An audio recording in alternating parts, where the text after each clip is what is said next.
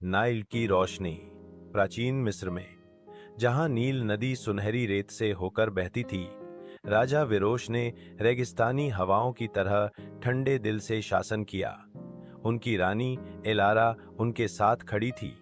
दोनों ड्रेप, महीन लिनन के वस्त्र और सोने के आभूषणों में उनकी क्रूरता केवल उनके धन के द्वारा ही मेल खाती थी।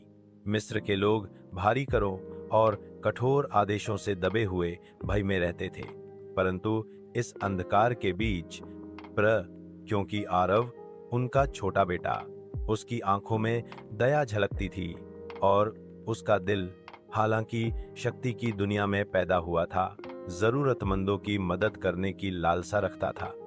जबकि उसके माता पिता अपने भव्य महल से शासन करते थे, आरव ईएलडी चुपके से सड़कों पर घुस गया, साधारण कपड़े पहने हुए लोगों को भोजन और आराम पहुंचा रहा था।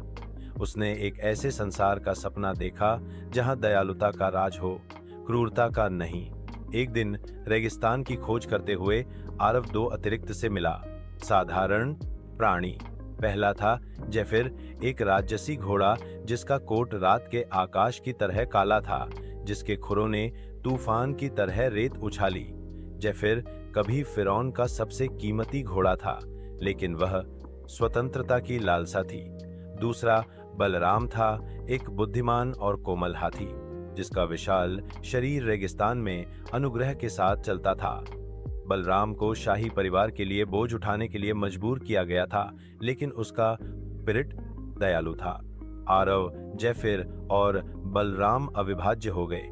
साथ में उन्होंने मिस्र में यात्रा की, थेब्स के भव्य मंदिरों से लेकर नील नदी के पास के धूल भरे खेतों तक। जबकि जेफिर सरपट दौड़ता हुआ रेगिस्तान खुशी फैला रहा था और बलराम ने किसानों को उनकी फसल काटने में मदद की, आरव ने दया की बात की।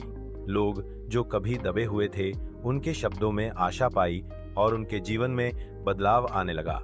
एक दिन रानी एलारा महल की बालकनी में खड़ी थीं, अपने सबसे उत्तम गहनों से सुसज्जित, और उन्होंने अपने बेटे को जेफिर पर सवार देखा।